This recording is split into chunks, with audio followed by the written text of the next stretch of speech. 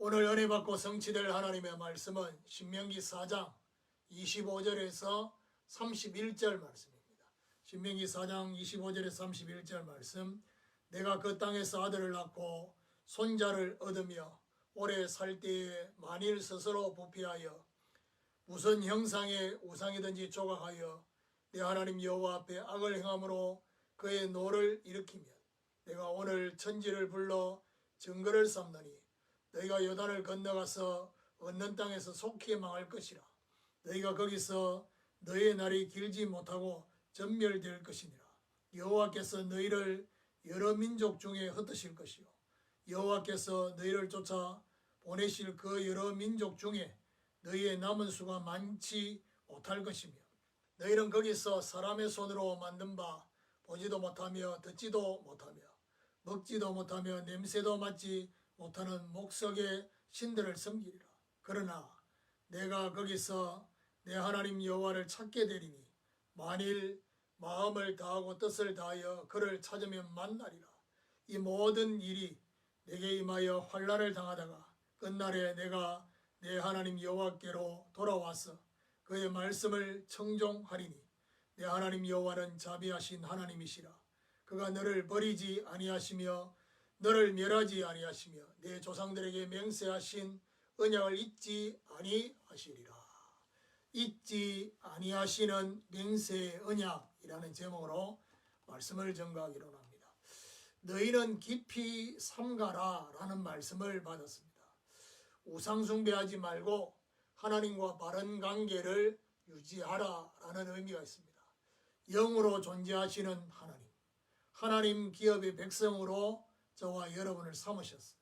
그래서 하나님이 우상을 만들고 섬기지 말라라고, 특별히 저와 여러분 눈에 보이는 우상 말고 눈에 보이지 않는 내가 원하는 그림을 그리는 것도 우상이 될 수 있다는 것을 염두에 하셔야 됩니다. 자, 그 이후에 하나님이 이제 아들과 손자들에게 전달되어야 할 잊지 아니하시는 맹세의 언약을 말씀합니다. 결국 우상 숭배의 결과 반드시 이렇게 나타날 것이다. 그런데 그것만 있는 게 아니라 바로 맹세의 언약의 결과를 함께 말씀해 주셨습니다.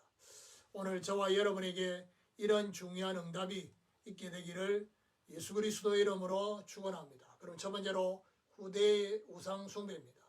25절을 다시 봅니다. 내가 그 땅에서 아들을 낳고 손자를 얻으며 오래 살 때에 만일 스스로 부패하여 무슨 형상의 우상이든지 조각하여 내 하나님 여호와 앞에 악을 행함으로 그의 노를 일으키며 아들과 손자들이 가나안에 들어가서 손자까지 이어지는 것을 바라보면서 스스로 부패해서 조상들처럼 스스로 부패하여 하나님을 떠나 우상을 조각하면 결국 여호와 앞에 악을 행하는 것이다. 그래서 우상을 만들고 숭배하는 것은 결국 그의 분노를 일으키는 것이다 라는 사실입니다. 26절에 내가 오늘 천지를 불러 증거를 삼노니 너희가 요단을 건너가서 얻는 땅에서 속히 망할 것이라. 너희가 거기서 너희의 날이 길지 못하고 전멸될 것이니라. 천지로 하나님이 증거를 삼으셨습니다. 우주의 주인이신 하나님의 이름을 빌어 말하는 것이다. 속히 망하고 전멸될 것이다.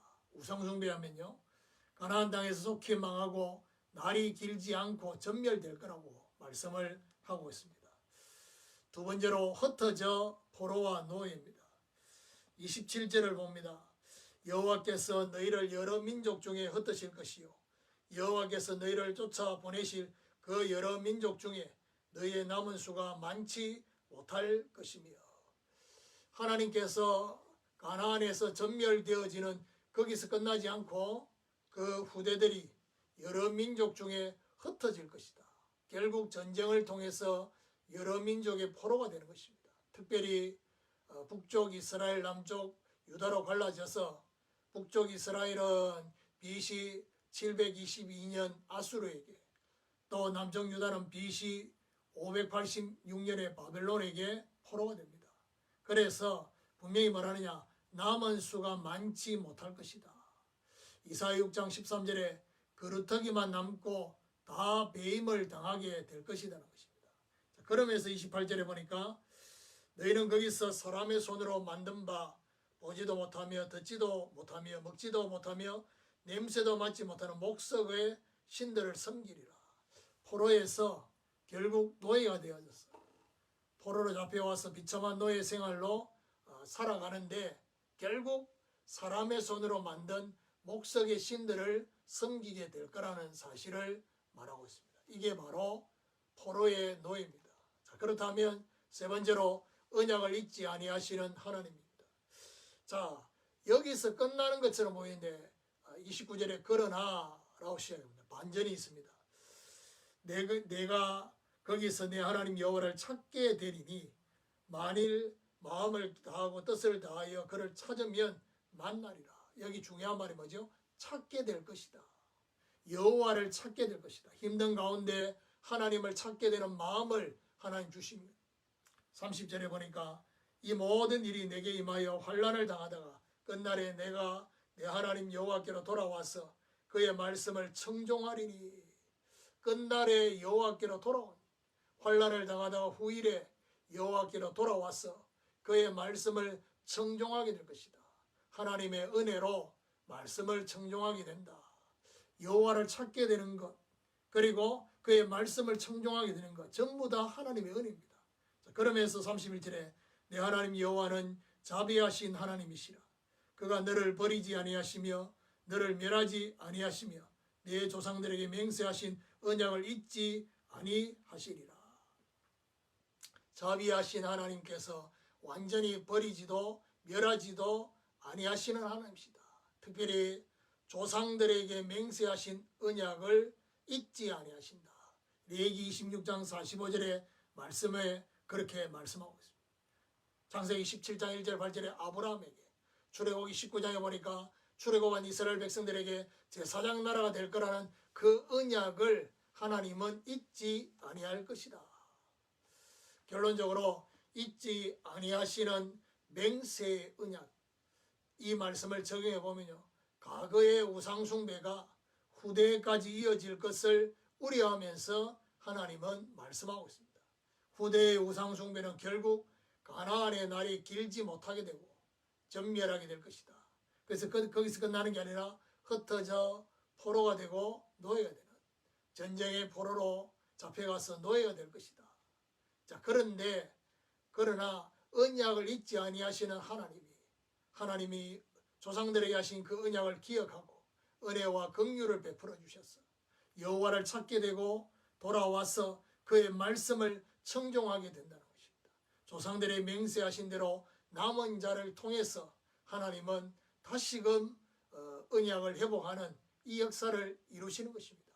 이스라엘의 역사가 바로 고난사지만 그 고난사 속에 하나님의 맹세하신 언약대로 남은 자를 통해서 이루셨습니다.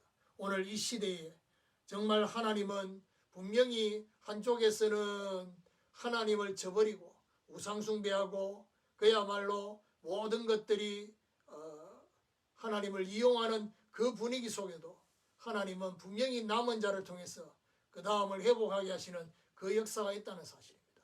이런 하나님의 역사가 저와 여러분 속에 통해서 일어나게 되기를 예수 그리스도 이름으로 축원합니다.